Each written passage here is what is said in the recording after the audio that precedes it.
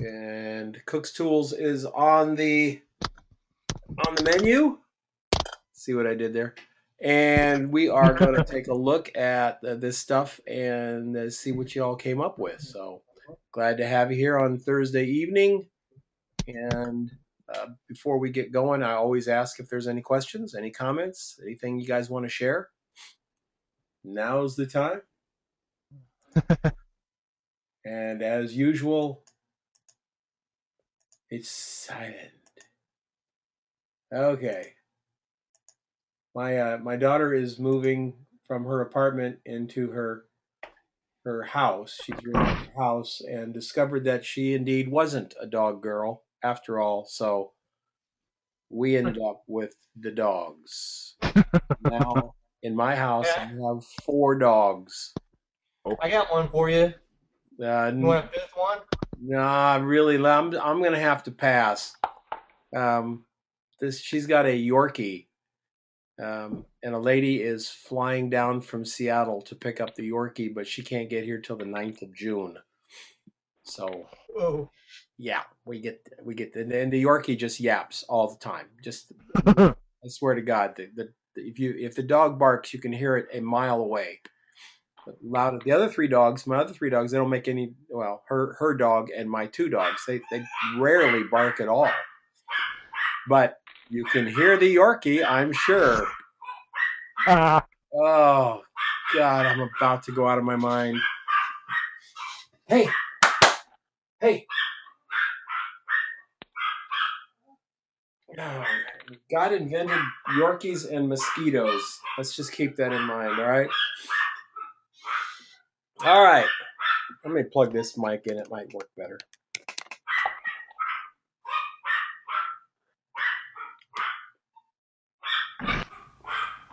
Let's see. Testing, testing, testing. Good. And there we go. That might keep the yapping noise to a minimum there. All right. So let's get going.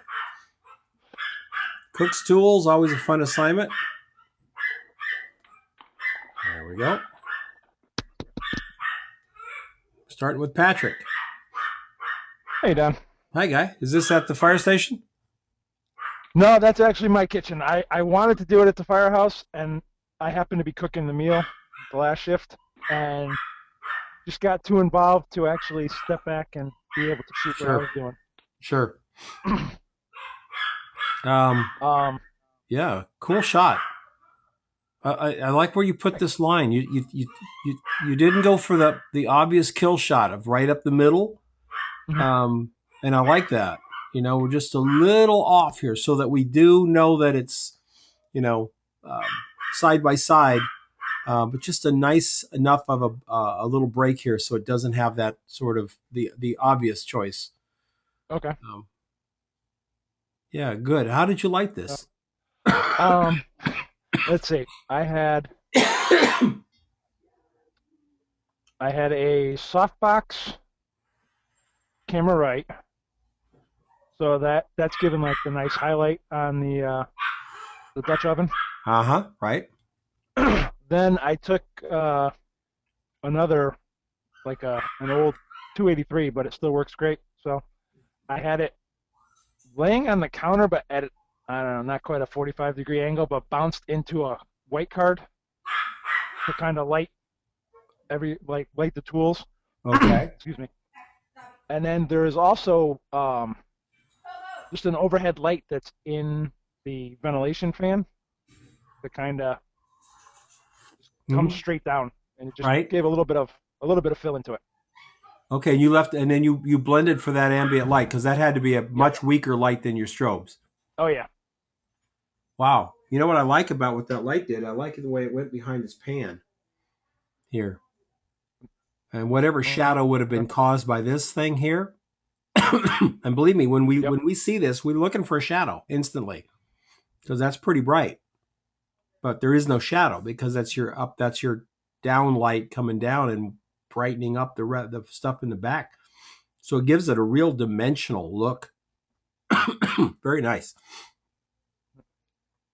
And all of this over here, everything looks pretty good. Patrick, I do think that these handles are too dark Okay. Let's all of this stuff back here. Let's Yep. bring that up because you've got this Okay. beautiful white gas stove thing here, or whatever this stove is here, and all the and then the eggshell white of the kitchen and everything, and then we just sort of loose the spatula into the handle here. Okay. I think if those came up, that would really, really just a little bit, Okay. half stop max. Yeah, Okay. very cool, nicely Thank you. done.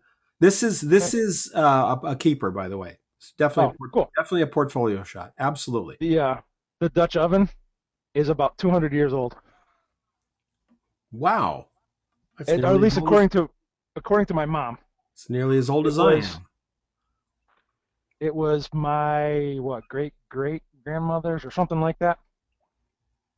This these they used to stick them in the fire, right? Yeah. Actually, down in the fire. Yeah. Yeah. And it's surprisingly light, Is like it lightweight. is it that I expected it to be a lot heavier than it actually is. is it that stuff they used to call pot metal? I don't know. Maybe. Yeah, my dad had a big cooking thing for spaghetti, and it was metal, and I thought it would weigh a ton, and it didn't weigh much at all, and he said it was pot metal, which apparently was some sort of porous metal that they did. I don't think they do it Huh. anymore. It's probably Okay. very cheap and lasts a long time, so my God, they wouldn't do that anymore. Yeah, exactly. Yeah, wouldn't want to sell something that lasts 200 years. My God, Exactly. what a business model that would be. Yep. So you're saying if they buy one of our pot metal things, they'll never have to buy another one? That's right, sir. You're fired, Henry. Yeah. Get out of here. Nice shot, Pat. Real nice. Thank you. Same. So, and this is I was kind of torn as to which one I should send in, so I sent them in both. But this one was more of my test shot. I kind of put some stuff there to and laid it out, but I kind of liked the way it looked when I worked on it. Yeah, I do too. I would open up your shadows. Yep. Open up the shadows. Get the whole thing more. This I'm going to use the dreaded HDR word. Okay. Okay. Okay. This shot would really rock if it had a little bit more of that HDR feel to it. Okay. Can you see that? Yeah. Anybody else see that? Is David Price here? David always has something to say. Nope, he's not. But do y'all know what I'm saying? Just that bring it up and get the detail in here and get the detail all through here. I think, but without it having that overcooked HDR look, Patrick. So probably Okay. a layer on top, an HDR layer on top of this one, and then judiciously blend them. Okay. Yeah, that would be very cool. I think that would really make this shot also a keeper because it's Right. it's a very cool shot. I Thank like you. what you're doing stylistically here. I like what you're doing compositionally here. It's very modern, very hip, very fresh, and I like it. Very good. Thank you. Very good. Oh, that's a nice shot. Whose is that? Jeff Mills. It's Jeff. Hi, Dave. Jeff. Rocking shot, man. Yes. Very Thank cool. This is a shot that really, it just didn't look like much here, right? The thumbnail, you kind of go, oh, okay, laid them out. Then you bring it up and you go, whoa, that's really cool. You got the texture in the metal here. Didn't lose color. any highlights anywhere. Just everything is just nicely right against that just slightly off white background. So we get the whites of the metal actually popping out from the background. Nice composition as well. How did you do this shot? It's just my softbox up on top, and I surrounded everything with white fill cards. Mm-hmm. And I just went to my wife's little container of tools and just started picking through things. I decided to bring in some color, just to kind of make it kind of fun. Mm-hmm. And I wanted that to contrast with, just the stark metal of the other ones. And so I just decided to lay them out in a pattern to try and interweave the color with the metal. So that's how I came up with it. I think it looks great. I think it. You've got your composition is just nailed. Okay. Thank you. Your angles are right. Got this little off guy down here, just sort of offset everything. Um, everything looks straight. Is that straight?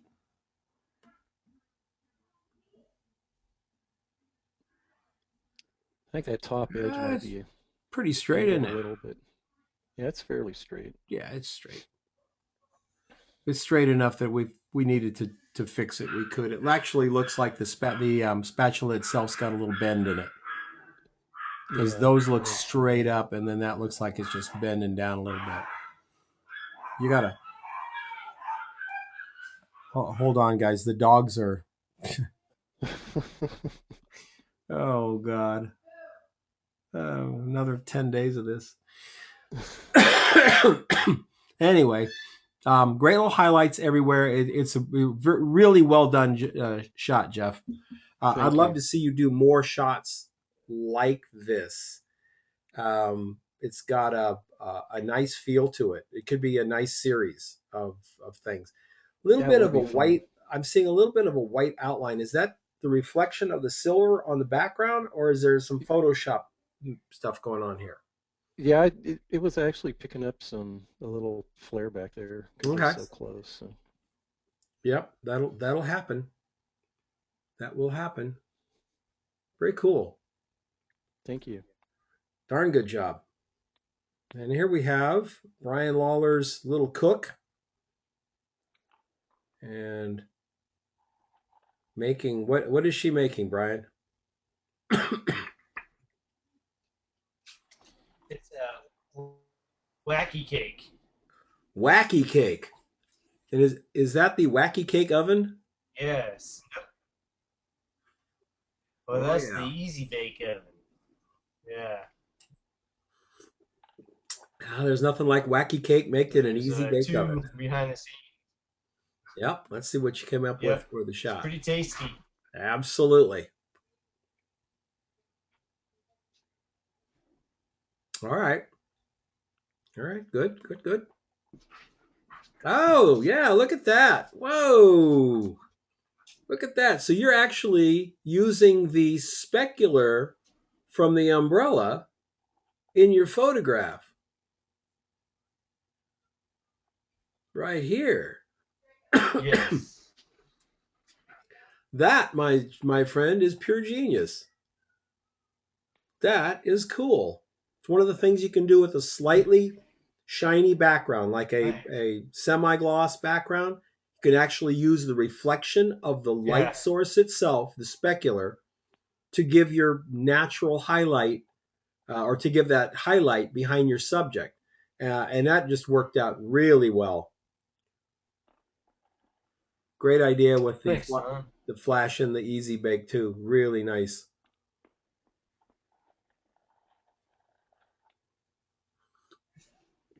So tell us exactly how you did this. Okay. As you saw in the behind the scenes, I have a flash behind the easy bake that trying to, it has a small light that reflects back there anyway inside of it, but I wanted it a little bit more powerful, Mm-hmm. and so I put the flash back there and just had it going pretty um, powerful as far as being that close and just coming through it. Right. I decided to try to um, black, not let it fill over too much onto her right arm. So I tried the little black cards there that Mm-hmm. helped quite a bit. That's kind of fun trying to play with that. But and then the umbrella was over my shoulder. You can see the chair there with the purple ribbon on it. That's where I was sitting to Okay. take the photo. And then, yeah, just trying to line up the specular of the umbrella to kind of go over her shoulder there in the middle to kind of add a kind of a spotlight Mm-hmm. look to her too. And yeah, just trying to get her to act the role and add a little props and flower and broken egg in front of it. What Wow. I got. Yeah, you got it. Thanks. You got it. Now, there is one thing, but you know how I am picky about horizontals. And you missed the horizontal, Yes. but you missed it enough that it looks on purpose. Okay? And you know what I'm talking about, right? On the table. Yeah. If you're going to miss it, that's the smallest amount you can miss it by, and let us know you did it on purpose. Yeah. Okay. Now, why you did it, I don't know, but it's not something that got by you. You actually shot it a little bit with that angle. Is that because of the easy bake or? Well, I think a couple of things.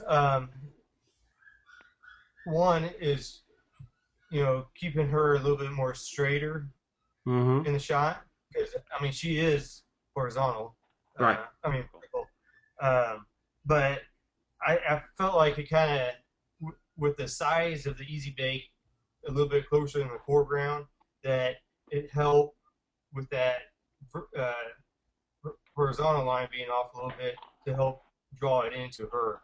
Yeah, the horizontal line being off just a little bit like this, a purposefully deliberate bend, really does kind of give the shot some dynamics. It does. It adds a little bit to the shot. I think we Add to the probably, chaos of yeah, exactly. I think we could probably lose a little bit on the left here, Brian. Maybe Okay. lose a little bit on the right too. But overall, that's great. I almost went more square. Well, this is the kind of shot, a local magazine, they're going to love this kind of stuff. Definitely, local magazine, small companies that want to do stuff. Look at her face. She is just giving you everything she's got there. Fantastic. This little light coming up from the easy bake here, lighting her up here just a little bit. That's really, really cool.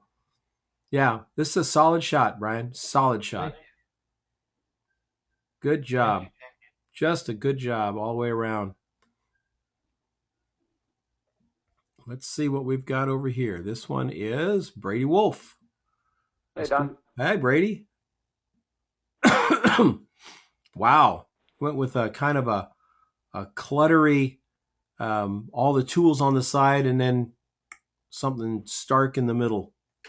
Well, yeah, this photo didn't quite work out the way I wanted it to, but the idea was that the primary cook's tool is a glass of wine.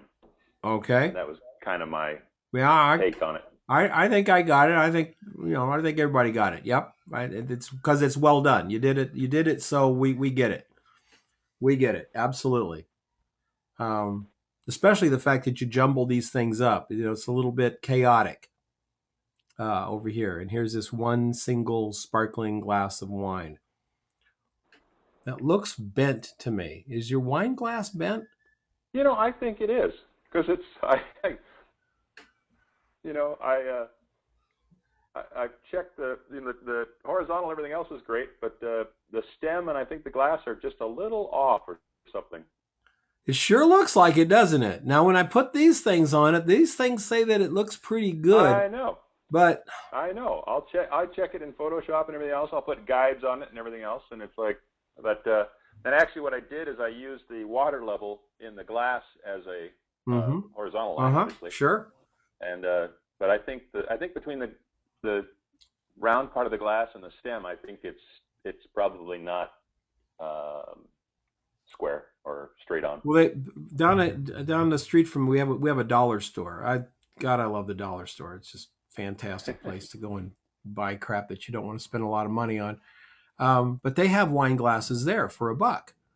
And I thought, well, that's pretty cheap for a wine glass, right? So I bought Yeah, 3 of them for a photo shoot and lined them up. And guess what? They were obviously seconds. Well, every wine glass I own at Goodwill, so I'm probably paying the consequences now. There you go.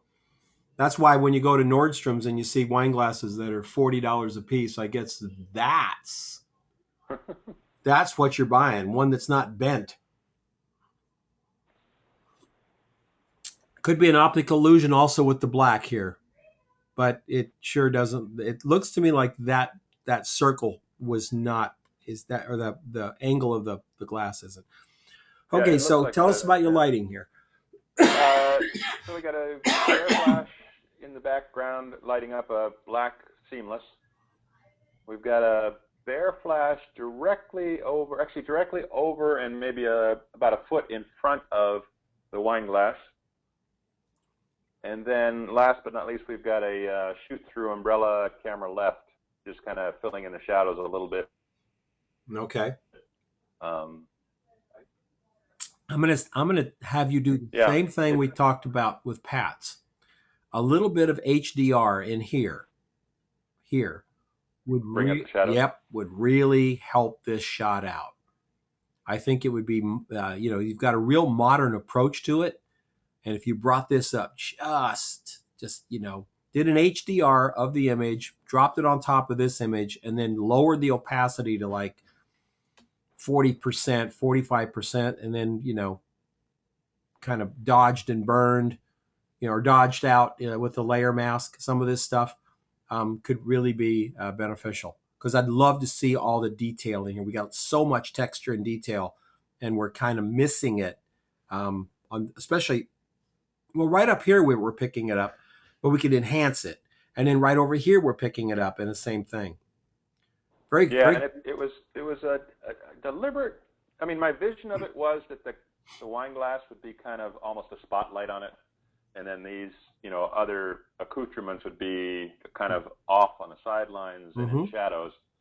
But having said that, there's just too much in the shadows, so you're squinting your eyes trying to figure out what things are. Exactly. That's it. We're spending too much effort trying to figure out what it is, and there's no way that our viewer isn't going to do that. They're just going to wonder what this is over here. So show them what it is, but then keep the whole thing dark like that. Very cool. Quite good. And whose is this last one? Dwayne Middlebrook. Mr. Dwayne. Mr. D. You are still muted, sir. You are unmuted. Are you speaking? Hello, Don. How are you doing? There you are. Yes, I'm speaking. Can you hear me? Yep, and we got a hell of a delay there, Dwayne. Uh-oh. All right. Okay. So tell us how you lit this. Beautifully done shot. Nicely done. How did you light this? Okay, I lit this with softbox, which is over the right rear corner and then angled in on it. And I have white cards all around, especially the left front corner. And since this isn't a product shot, I wanted to just have the light kiss the tools and have quite a bit of shadow there, and show how the texture of the wood. This Bierstein, I think I've had it for 50 years, and it has kind of a patina on it from sitting next to this old stove for 25 years. So I wanted to bring the texture out on that too. Well, you did. You did a nice job. And that light coming from the back and just picking up edges here. That's what's cool. That's what makes the shot. This highlight here. Then the white card filling it in over here. We can see the white card running down in this. We can get all the patina in this cup. really, really well. And then we've got, even though we've got dark here, got this sort of shadow, there's still enough reflection off this handle here to light that edge up there because we're backlighting things. Really, really nice, fun kind of sensual light for this this image here. Now, Thank you. your background is not straight.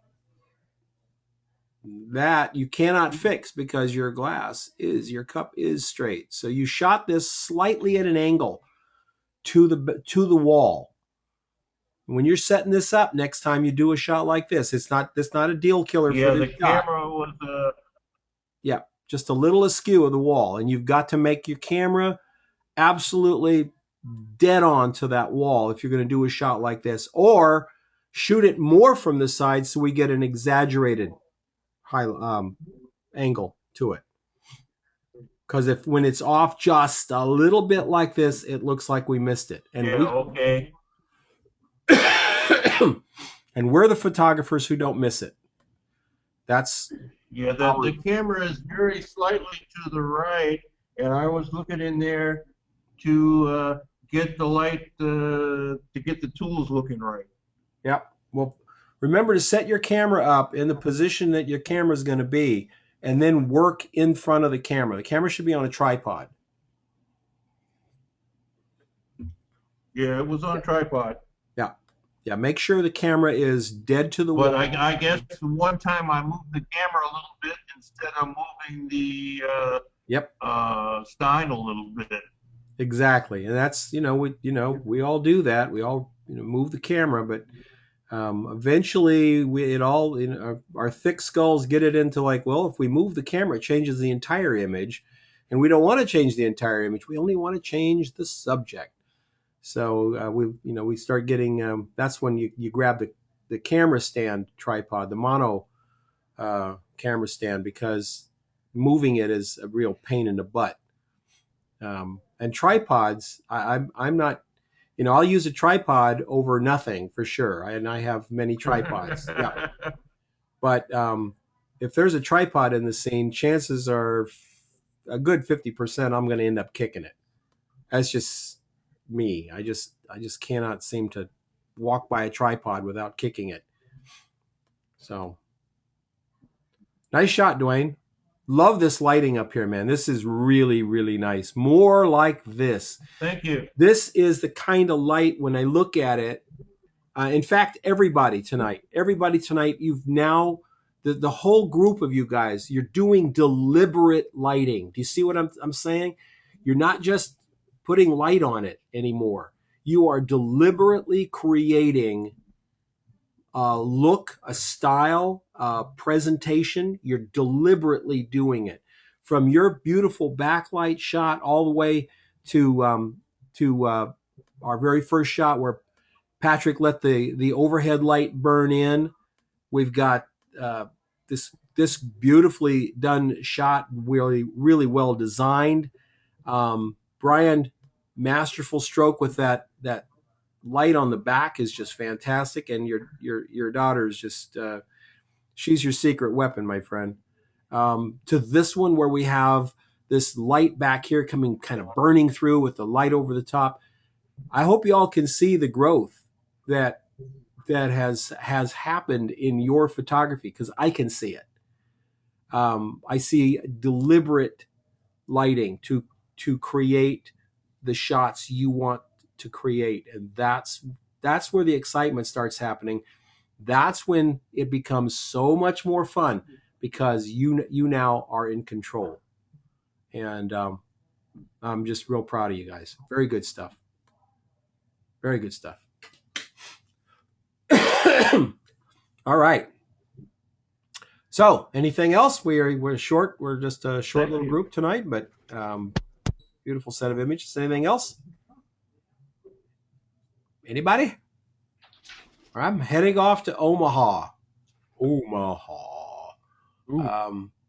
to do what will probably be my last lighting workshop. I think I'm going to do other types of workshops from now on. So this will be kind of fun. Chris is going to videotape it for me, videotape most of it for me, I hope, and so I can have it. But a real small group of people. But I was of the mind that if those people actually wanted me bad enough to put their money down, I figured I'm not going to lose anything going there. I'm not going to make anything going there, but I'm going to go to Omaha and get some really good barbecue. So now I don't know if I would have gone if it would been like, Buffalo, New York or somewhere like that. But when there's barbecue involved, I really don't have a choice. You all understand that, right?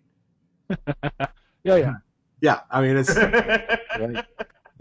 yeah, there's really no choice. My wife said, "You're going to Omaha and you only have 5 students?" I said, "Yeah, but there's barbecue." She goes, "Oh, well, in that case."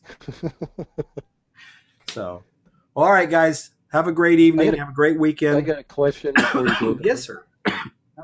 Did you get that rechargeable speed light? And if you did, how do you like it? It has not been delivered yet. Oh, really? You still waiting? Nope, hasn't been delivered yet. It's supposed to be delivered today. It has not shown up yet, so it'll probably be here tomorrow when I'm in Omaha. Oh, that's the way it always goes, isn't it? Yeah. Yeah. Something you want to take with you and play with it, and it doesn't show up. Well, we still have another hour of deliverable time here, so we'll see. Yeah, you never know. Yep. I've had them show up at 8:30 at night before, so. Yep. Well, I've been struggling along with one. Go ahead. I've been struggling along with just my one lone speed light, and I was just wondering, what would you consider the bare minimum for speed lights? 2? Because one is just 4, really. Yeah. Wow. 2 in your main box, 1 in the second box, and then a third as a special, like a with a grid or something on it. You should be able to do a ton of photography with those things. Yeah, just an absolute ton. But yeah, 2 in the main box is really important because you do need a main box where you can really get some power out of it. Right. So, or the other part of that is 2 in the main box, so they don't have to be on full power. So they're on half power, and then they recycle so much faster than if they're on one of them on full power. And the batteries last longer. Exactly. So it's more of a pragmatic reason than anything else. Sure. Now, with these new speed lights, these like the rechargeable, it becomes economically pretty feasible. You're talking $100, right? So even if you bought 3 more of those, you're right at what an Alien B 400 costs. And you've got, your special light, you've got your fill light, you've got another one for your main box or main umbrella, what have you. And all you would have would be an Alien B 400. I want to say they're $300, right? $299, $249, something like that. Yeah. No stand, no box, no nothing. So speed lights can be very, very economical. I think it's important if you put them in a box to put one of those LED flashlights in the box. Having a modeling light for doing this kind of precision work is invaluable. And one of those mag lights or something like that with a little piece of typing paper or something looped over the front so that it lights it up, and then that lights up the box. It's powerful enough that you can see where the box is going, and it's also powerful enough that you can see the reflection of the box in the stuff that you're working on. And if you need something with a little more power, if you're always working in your home or in a place where you're not outside and you need the battery, then just get one of those little clip-on light socket things where it just clips on the stand inside your box, and put a 20-watt curly bulb in it. So the curly bulb will light the box up beautifully, and probably if your strobe is at like quarter power, probably not even offer any light to your exposure, because it's so weak that your quarter power strobe is going to beat the flash anyway, beat that light anyway. Right. Hey, So is Don? that one you ordered, is it able to, can you set the power and everything on it remotely? Yeah, remote apparently you trigger? can. Yep. Wow. Yeah. Because I don't really care about TTL. Mine No, has I don't. TTL, and I don't even use it. I don't either. I would just as soon buy, a flash that had power settings on it. That's all I need. Power settings. Sure. Having Yeah. even having the flash head zoom, yeah, that's cool and stuff. But in reality, I'm going to put it in a box anyway. I'm going to put it Right. in an umbrella, something like that. So I just want a power setting on it. That's it. Right. I'm a very simple man.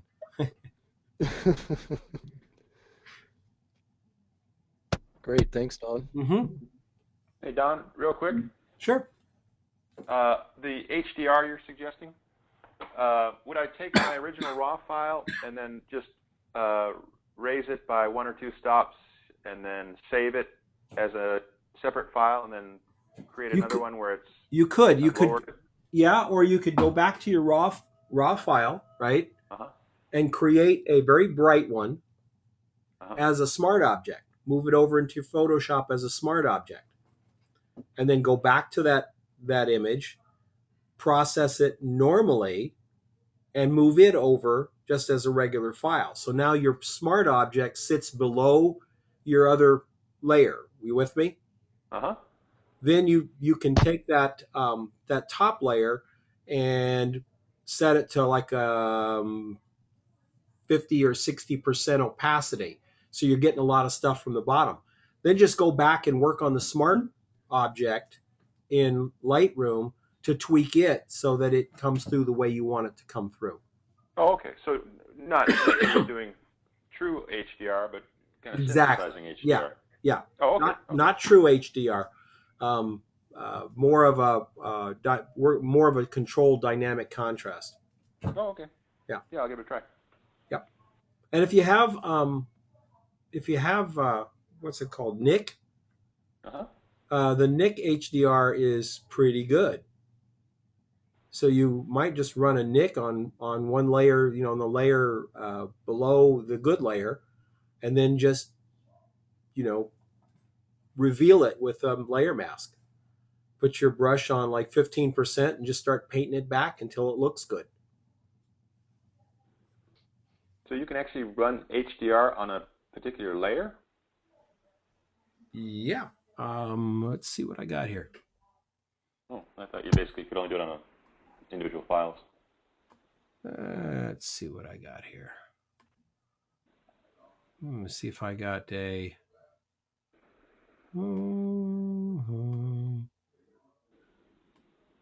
all kinds of crap I got to put on my computer, huh?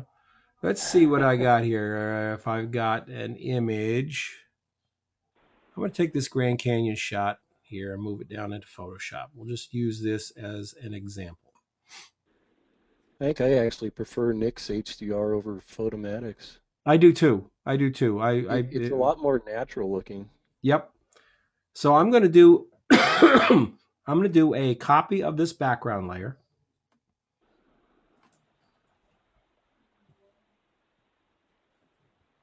Okay, and then I'm going to run Nik HDR on that file right there, which is tone mapping single image, which will probably look, pretty icky, I imagine, but we'll see. Not really a shot that I would run any kind of HDR on, but okay. All right, there we go. That's pretty. That actually came out pretty cool. I was going to say, damn. Oh, I really kind of like Sometimes that. it surprises you. Sometimes it looks horrible. Interesting, huh? Oh, that's awesome. So I'm going to put another copy, make another copy of the background. I'm going to put it above. Okay, it's here. Then what I would do is add a layer mask here, and then using, thank you, using black on my brush, and my brush at, say, 30%. Then I go in here and I just reveal that HDR where I want it to be. Do you see what I'm saying? I can just keep revealing it where I want it to be. Then I don't have to have it everywhere. I just grab just portions of it. And that's the layer mask. So if we turn it off, we got the full HDR. And if we turn that off, we've got the original file. Yeah, I had only gone into HDR one route, so I wasn't sure how to get there. So that answers a lot of questions. Yeah, and if you can get that, and once you do it, you get it into its own layer below the layer that you want to work on, then you just use layer mask to reveal. Because if you go too far, if we go too far up, that's too dark, then I just turn it back to white at the same opacity and touch it back out. Yeah. Yep. And we just total control of the image is the goal. And that's what it gives us. So cool. Yeah, very cool. All right. Anything else? All right, ladies and gentlemen, we will see you next time. What's the assignment next time? Rowdy fans or something like that. Rowdy fans, yes. Raving fans. Raving fans. All right. Good luck with that one. All right. Thanks, Don. All right, guys. Thanks, Don. Thanks, Don. See you now. Thanks. Good night. Good night, Dwayne.